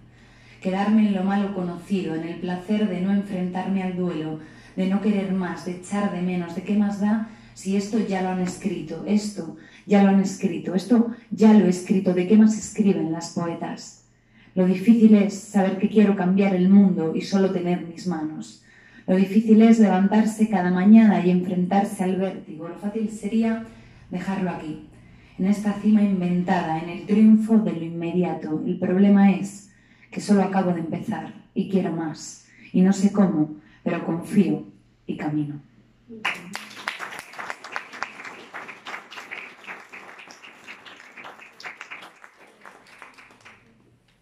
Vamos a seguir con un bloque que se titula Unas visionarias.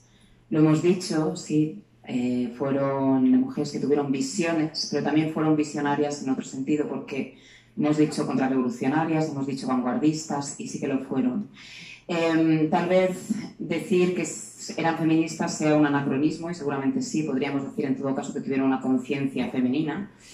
Pero a mí lo que me fascina de las místicas es que es un pensamiento radical, que dieron la vuelta, un 360 grados de vuelta a la manera de sentir, de pensar, de mirar. Y lo hicieron rompiendo muchas convenciones, ¿no? Entonces voy a citar cosas más específicas, seguramente alguna de ellas muy específicas. Una de ellas, por ejemplo, es la orientación que dan al alma, ¿no?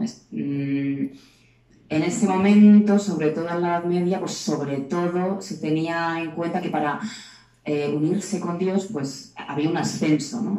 Y no un descenso. Y Matilde de Battenburgo escribe: cuanto más profundamente caigo, más dulcemente bebo.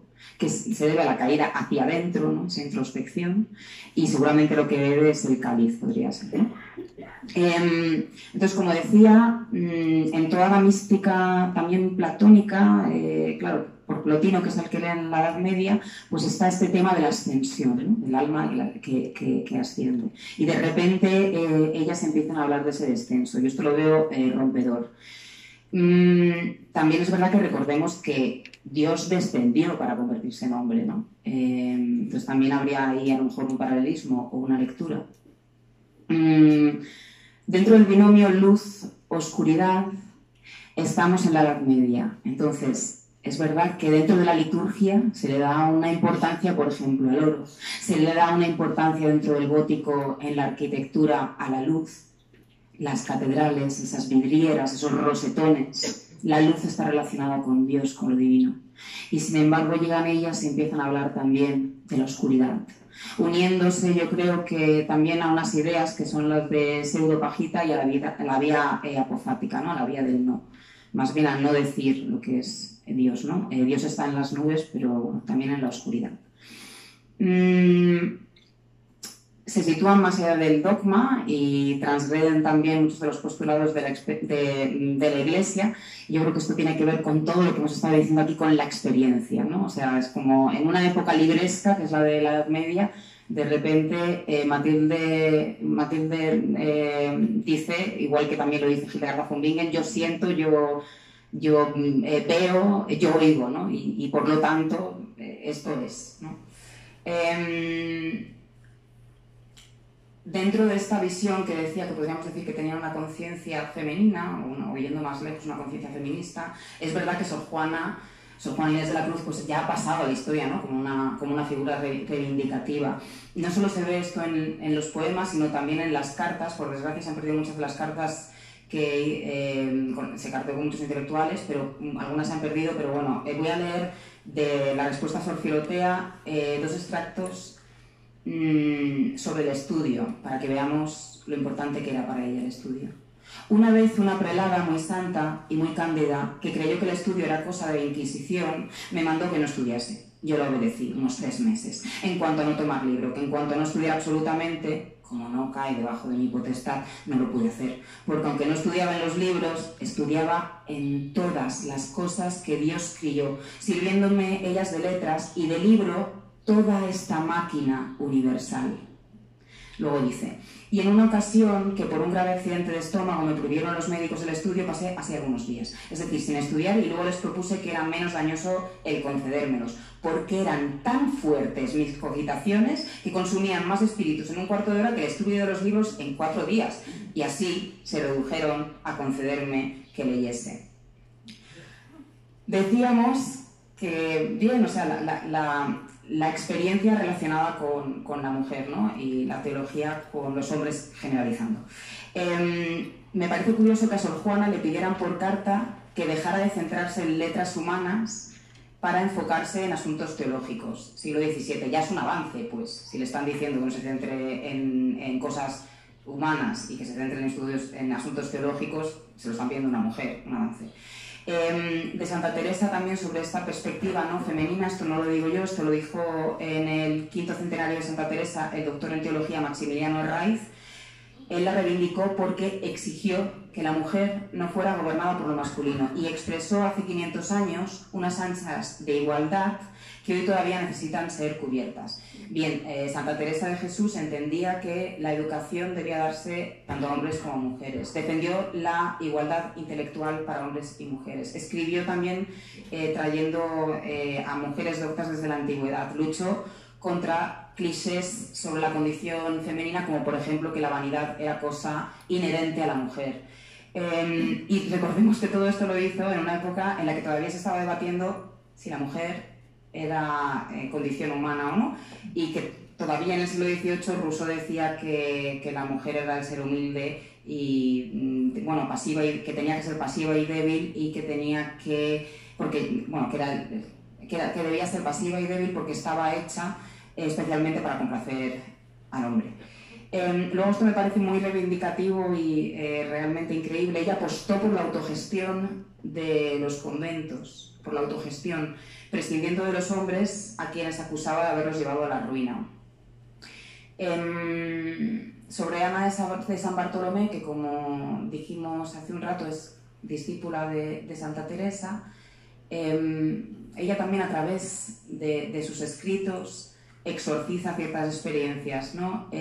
Cuando llega a París tiene, por ejemplo, desavenencias con su superior y eso pues lo vuelca también en los escritos. Y me parece increíble cómo a través de su prosa humilde logró también desafiar e ignorar a la autoridad masculina, ¿no? No hemos hablado mucho de las beguinas, esas comunidades, no solo hubo beguinas mujeres, pero hubo muchas beguinas mujeres, comunidades de mujeres que nos ofrecieron una vía alternativa ante el matrimonio o el convento, ¿no? Eran comunidades que se juntaban de mujeres, pero que no pertenecían a una orden religiosa, ¿no? Y pues en un principio se las deja estar, de hecho hay hombres que las apoyan, por ejemplo incluso el rey Luis IX, ¿no? Pero hay un momento dado en el que eso se vuelve peligroso. Se vuelve peligroso también la manera que tienen de relacionarse sin intermediarios con lo divino, ¿no? Y Marguerite Porete, mística, beguina, muere desgraciadamente en la hoguera en el año 1310 y el inquisidor de su libro dice que estaba todo lleno de herejías y a ella la llama una pseudo mujer y no, era una fake woman, o sea, una mujer falsa, y sí, una pseudo mujer, sí. Bueno, voy a leer una frase simplemente de Hadewitz de Amberes para hablar de esta necesidad también como de libertad, ¿no? Ella habla sobre las reglas. No está muy claro porque nos faltan también muchos datos sobre Hadewitz Amberes. Se cree que sí que fue beguina, pero que también estuvo bastante tiempo con por libre, ¿no? Entonces, ella dice, en el empeño por guardar una regla, uno se enreda en 1000 preocupaciones de las que hubiese sido mejor mantenerse libre. Un espíritu de buena voluntad vive en el interior de sí mismo de forma más bella de la que todas las reglas juntas pudieran llegar a ordenar. Bueno, Menchu, sobre una charla que diste que se titulaba Los claros del tiempo, ahí hablaba sobre cómo la literatura recoge experiencias alejadas del tiempo oficial de los relojes. Y entonces a mí un poco todo esto me evocaba también si el misticismo es también contracultura porque es capaz de parar el tiempo horizontal, por lo tanto el aristotélico, o sea, bueno, el tiempo que nos ha llegado más bien horizontal y convertirlo como en vertical. Me parece, por ejemplo, interesante que Beatriz de Nazaret describa el séptimo estado de amor como un estar fuera del tiempo. Bueno, es que yo creo que la experiencia mística es también una de suspensión temporal. En esta desaparición del yo, pues el tiempo queda suspendido. Hay experiencias, igual que decía antes, que cuando hablas de mística parece que la totalidad y la nada son sinónimos que se pueden utilizar de forma indistinta, pues también hay muchas experiencias, a mi juicio, poéticas, místicas, que hablan a veces de un recrecimiento del tiempo y otras veces al contrario, como si se hurtara un tiempo a la cronología. Yo he de decir que por una experiencia personal escribí un libro que se titula 7 pasos más tarde y que tiene que ver todo con esta conferencia de la que hablas, un pequeño resumen de este libro, en el que hablo precisamente de esas experiencias temporales, por ejemplo, aunque no sean, aquí voy a citar a un hombre, pero porque debe ser lo primero que me viene y porque fue alguno de los autores que pusieron este libro en marcha. Por ejemplo, cuando Paul Celan se refiere a la tercera aguja incandescente del reloj. ¿Qué es la tercera aguja incandescente? Yo creo que todos hemos vivido alguna tercera aguja incandescente en nuestra vida, en un momento determinado, o cuando se habla, o cuando Pessoa habla de hay claustros en esta obra, hay claustros, hay un 13º mes del año del que hablaba Schulz, ¿no? Que es un tiempo que está fuera del tiempo, fuera, tú puedes decir fuera, o puedes decir que se abre un paréntesis en el tiempo también, ¿no? Hay expresiones muy diversas, pero naturalmente no es el tiempo del que hablamos el normal de la cronología, es que son esas horas iguales que nunca son iguales. Y bueno, yo creo que la experiencia poética está repleta de este tipo de me acabo de repetir, esta es la experiencia poética. Tú has dicho, hablas de un tiempo horizontal y de un tiempo vertical y son formas en las que nosotros nos entendemos, pero por ejemplo es también interesante recordar cómo Santa Teresa de Jesús empieza a hablar, cuando habla de sus moradas y dice, pero es que no hay arriba, ni hay abajo, ni hay izquierda, ni hay derecha, ni hay vertical ni horizontal en la experiencia mística. Son cosas en las que nosotros nos apoyamos para hablar del avance, de esa progresión en la experiencia. Son a pequeñas apoyaturas, pero realmente en la experiencia mística no hay ni horizontal, ni vertical, ni arriba, ni abajo, ni nada. Es que no hay nada. Con los 7 estados, por ejemplo, de los que hablaba Beatriz de Nazaret, supuestamente suceden a la vez. Entonces también las 7 moradas, bueno, también está el número 7, ¿no? Que están... Tiene tantas 7 moradas porque son todo a la vez, es que ¿no? son siempre los 7 días de la semana, es que siempre son 7 grados de amor, 7 moradas, 7 todo, 7 pasos más tarde, 7 rosas más tarde, 7 panes más tarde, es que siempre es 7. Pero Beatriz de Nazaret escribe una cosa maravillosa, es que ella es también de estas que te sobrecogen. 20 horas de amor, no 12, perdón, que ya me he pasado, 12 horas de amor, 12 horas de amor. Y la undécima, ¿cómo es la undécima? No puede hablar de la undécima. De la undécima hora de amor no se puede hablar, porque ya no hay ni sujeto ni objeto. Desaparece el lenguaje. Y esa es la undécima hora. Sin embargo, habla de 12 horas de amor y de la undécima hora. La undécima hora de amor es la tercera aguja incandescente y es el 13º mes del año de Sulz, yo creo. Bueno. Muchísimas gracias, Menchu. Como vamos llegando ya al final, porque teníamos muchísimo más preparado, pero es que, como bien está diciendo Menchu, pues el tiempo, bueno, aquí es el tiempo material, entonces... Pero voy a hacer una pregunta a Alejandra y luego yo voy a leer un pequeño poema y después va a haber, eso sí, vamos a abrir preguntas al público, ¿vale? Bueno, hemos hablado aquí de estas nuevas introducciones vanguardistas, ¿no? Por ejemplo, el tema de la orientación del alma, el tema de centrarse también en las sombras y no solo en las luces, el tema de la experiencia, un tema que no vamos a poder cubrir, pero por ejemplo es el tema de que aparezca el yo en la escritura de la experiencia, bueno, por parte de las mujeres y que ese yo sea diferente, por ejemplo, del yo que se aleja de Miss Amberes. Willard lo estudia y dice que es un yo que, comparado con el del amor cortés, sí que siente y padece todo lo que está expresando en esos poemas que hemos leído antes. Entonces te quería preguntar si ves a qué te remite todo esto en la contemporaneidad, es decir, en qué poetas, bueno, vamos a ampliar un poco, poetas del siglo XIX, siglo XX, siglo XXI, donde tú también veas que, bueno, pues podría ligarse, ¿no?, esa genealogía.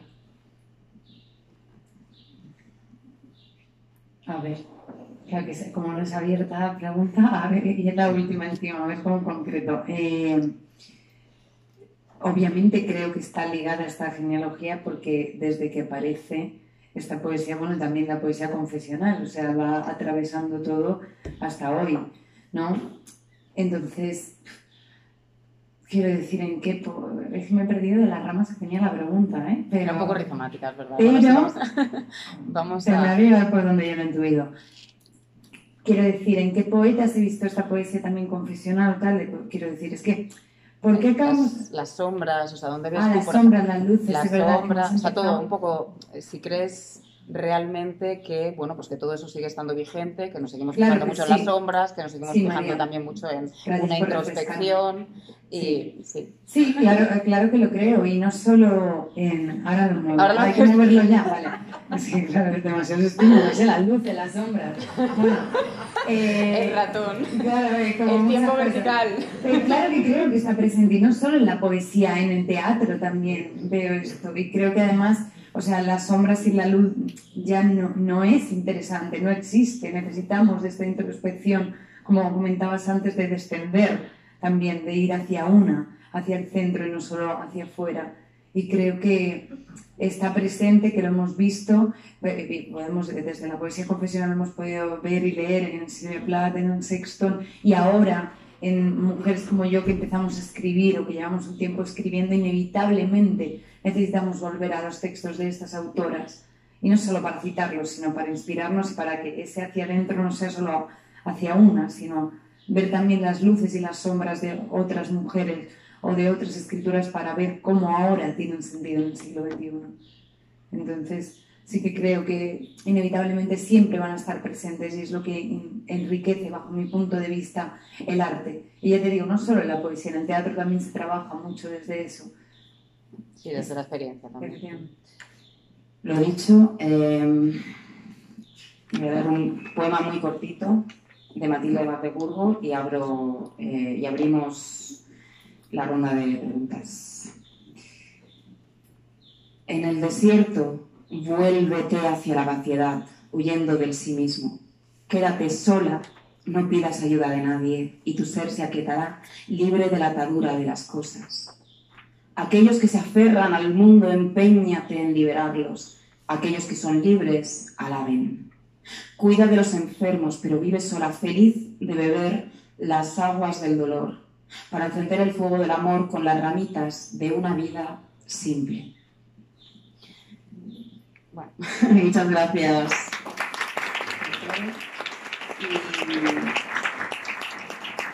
Vale.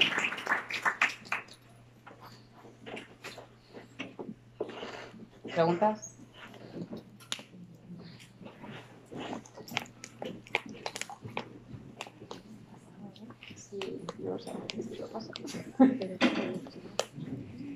Hola, buenas tardes. Bueno, muchísimas gracias por las 3 intervenciones. Me gustaría saber si a vuestro juicio hay determinadas marcas de sexo.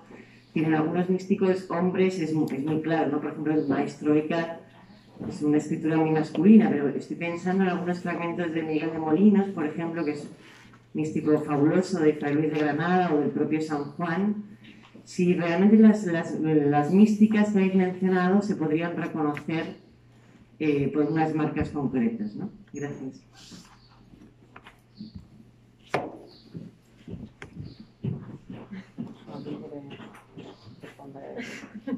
Vamos pasándolo así. Vamos a responder las que así. A ver, yo simplemente quiero decir que en realidad sí que hay unas analogías, ¿no?, que comparten místicos hombres y místicas mujeres. A lo mejor yo sí que en algunas cosas pues sí que incidiría en, sí podría ser en ese yo, ¿no?, que es un yo que sufre, que siente, que padece, ¿no? Y a lo mejor está más marcado, puede ser, en la mística femenina, pero no estoy tan segura, porque en cuanto empiezo a pensarlo me salen también ejemplos de que no.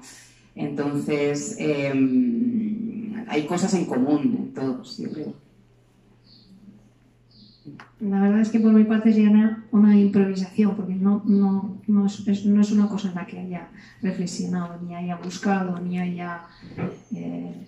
Sí, desde luego parece que el lenguaje del amor resulta tan enriquecido por la aportación femenina que sí se percibe pues, en las voces de San Juan, por ejemplo, o el maestro Eckhart, o tantos, pero creo que es ese lenguaje del amor que la mujer enriquece, pero no podría citar nada concreto, no podría decir pues aquí, porque no lo he pensado antes. Seguramente si buscara sí encontraría, porque todo va en esa dirección, pero no podría. Lo que estoy casi segura es de cosas que ellos no podrían decir, eso sí. Cuando dice Sor Juana Inés que ella es soltera pero fecunda como su madre porque ha tenido criaturas y abortos se refiere a lo que escribe, claro, pues no creo que pudiera decir esto un hombre. Es una broma. Pero no, lo dice, Sor Juana Inés dice esto, por supuesto. Que me parece también de una valentía y un arrojo hablar de abortos, en fin, que es fecunda con su madre. Claro, tal vez la manera que tenemos las mujeres de sentir el cuerpo, bueno, pues puede que haya unas diferencias también, ¿no? Con esto no me quiero poner ni muchísimo menos a dogmatizar diciendo que... Pero claro, hay cuestiones fisiológicas también muy patentes, ¿no? Como muy claras. ¿Por qué, por ejemplo, una de las místicas, que ahora mismo no me viene a la cabeza quién es, tiene una visión de sangre que se desborda, ¿no? Y ella en un momento dado se da cuenta, que esto también me parece muy interesante para ver la diferencia entre un proceso visionario y quien tiene pues, una esquizofrenia, ¿no? Cuando, pues creo que era de Norwich, es que no en fin, bueno, ella ve como la sangre que rebasa, ¿no? Y entonces dice, vale, pero no era en sustancia porque no se desbordó de la cama. Bueno, no sé, a lo mejor la sangre, algo como tan material, puede ser que a lo mejor esas visiones tan plásticas que tengan que ver también con lo corpóreo, yo a lo mejor las veo más ahí, pero es que tendríamos que hacer un estudio como muy específico, pero es muy interesante, yo creo. Y lo interesante también es que queda mucho por hacer, yo creo, ¿no? También de investigar. ¿Alguna pregunta más? Perdona, Alejandra. Estaba increíble, no hay nada más que añadir.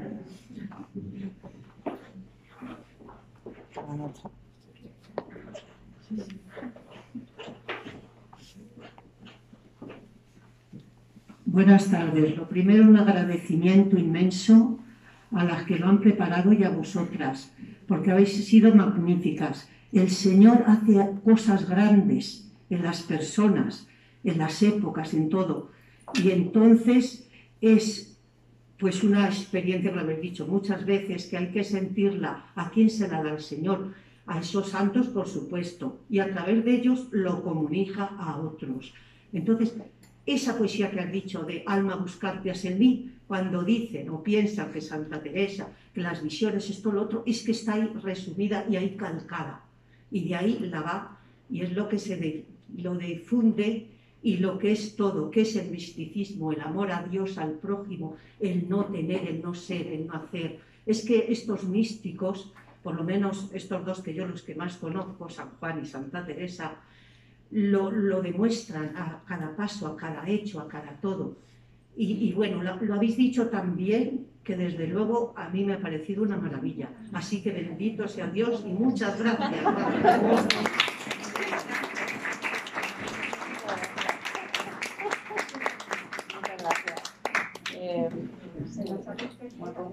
Yo creo que lo que sí que quería añadir sobre lo que ha dicho es a lo mejor la posibilidad, no es que vayamos a experimentar esas mismas visiones, ¿no? Pero sí que a través de las palabras, y sucede lo que acabamos también, ¿no? de sentir aquí mientras estaban leyéndose ciertos textos o cuando se lee en casa, y podemos también vivir, ¿no? Conmovernos con esas imágenes y con esas palabras. Eso es mágico, o sea, realmente es como no están aquí con nosotras, pero podemos sentir lo que sintieron a través también de sus palabras, o acercarnos, o sentir algo. Desde luego, yo he tenido momentos aquí también de cerrar los ojos y viajar lejos, ¿no? A través de los textos de las compañeras. Bueno, ¿alguien más? ¿Una pregunta? Yo no tengo ninguna pregunta, María. Y no sé si en una cosa como esta se puede pedir un bis, pero no tengo ninguna pregunta. Y que esto no es un recital, un concierto de música, pero si se pudiera pedir un bis, ¿volverías a leer la de Santa Teresa, la de Alma? Esta señora se la sabe de memoria, ¿eh? Sí, claro, pues muchas gracias. Sí. Bueno, no sé. Pero, a ver, yo podría leer la de Alma otra vez, pero es verdad que mis compañeras, yo estoy encantada de adelante, pero es verdad que mis compañeras tenían preparadas también otros textos, lo que queráis, como, bueno, vamos un poquito de textos cada una y nos vamos, venga, pues entonces empezamos por aquí. Venga, hacemos una ronda de una y fin del acto. Y fin del acto, ¿vale? Y luego ya pues nos vamos todos místicamente a casa. Bueno, pues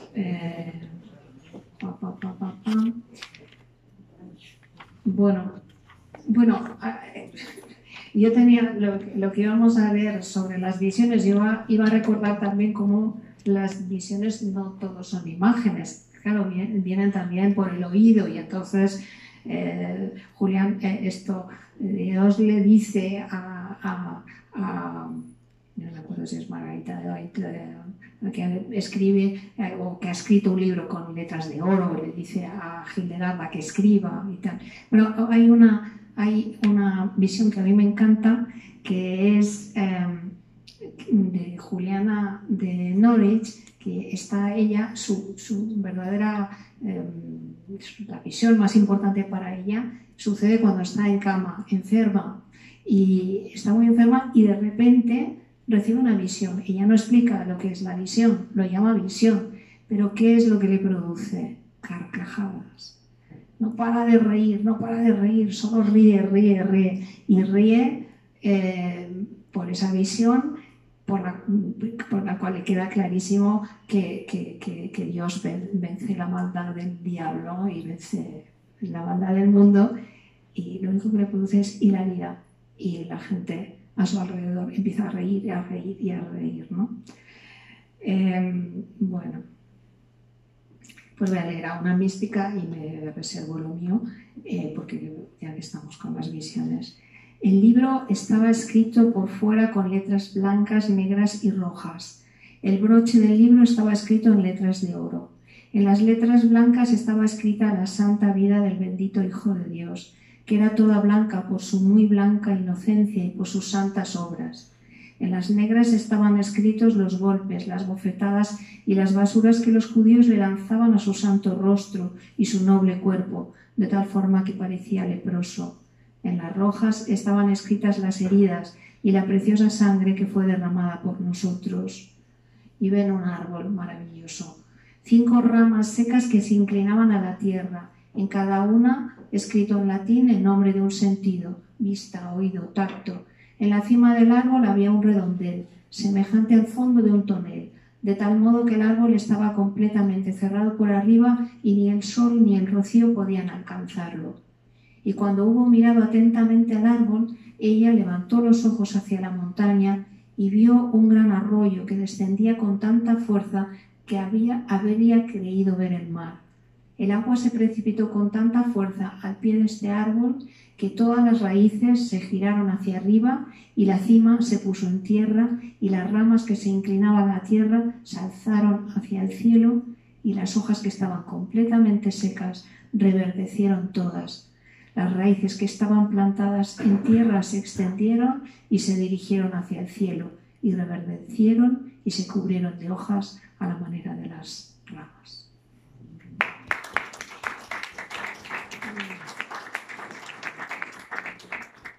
Antes de hacer el bis, me gustaría recordar que Hildegarda von Bingen vivió hasta los 80 años, que es muchísimo para la época. Que era una mujer que era bastante enfermiza, pero al parecer, cuando tenía estas visiones, se sanaba. Entonces, Santa Teresa de Jesús. Voy a hacer un bis, aunque tenía otros preparados, pero... Claro, que igual le he metido en la pata. No, me parece... Decía Bukowski que cuando iba a recitarles de poesía, que claro, que la diferencia era que un poeta no era un músico y que no podía hacer bises ni tal, pero veo que Santa Teresa sí que puede.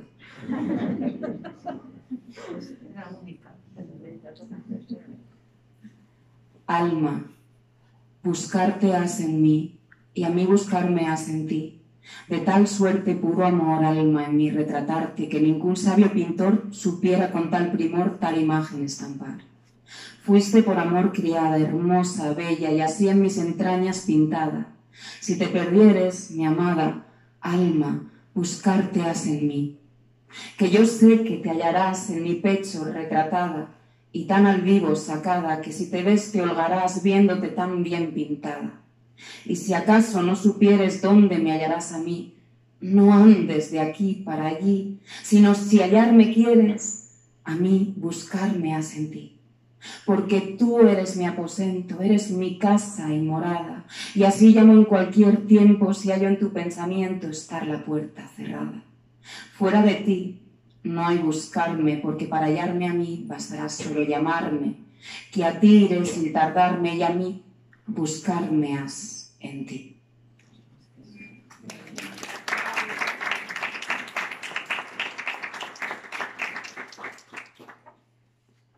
Me quedaban 2 poemas de místicas, uno es cortito y otro es un poco más largo, no sé cómo vamos de tiempo, por leer. El que es más largo, que no hemos leído de ella aún, es Sor Juana Inés de la Cruz, entonces voy a apostar por ese, porque además es un poema que yo iba a contestar, ahora no, pero con otro poema mío que se titula Soy mujer, que es un claro poema feminista, pero es que no le hace falta meter eso a Sor Juana Inés de la Cruz.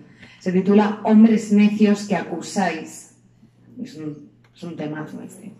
Dice: hombres necios que acusáis a la mujer sin razón, sin ver que sois la ocasión de lo mismo que culpáis. Si con ansia sin igual solicitáis su desdén, ¿por qué queréis que obren bien si las incitáis al mal? Combatís su resistencia y luego, con gravedad, decís que fue liviandad lo que hizo la diligencia.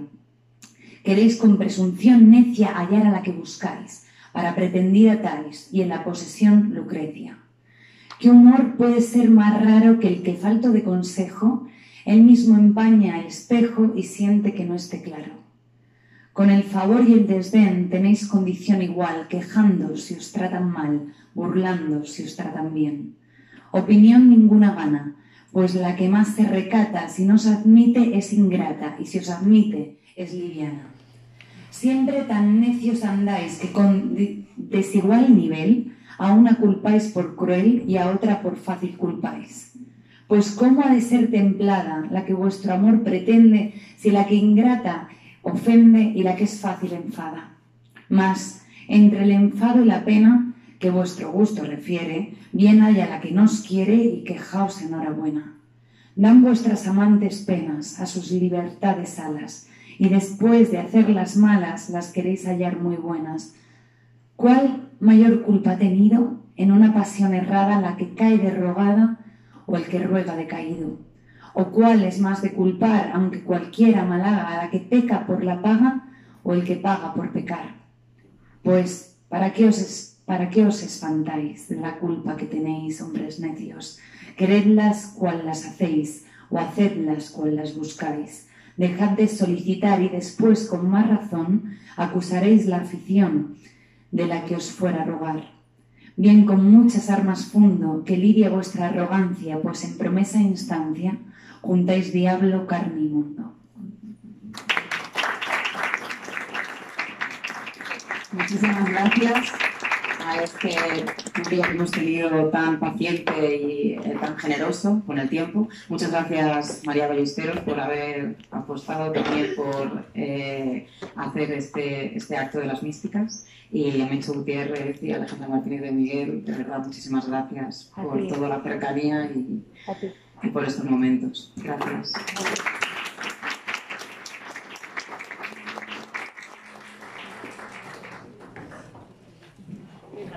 Entonces, como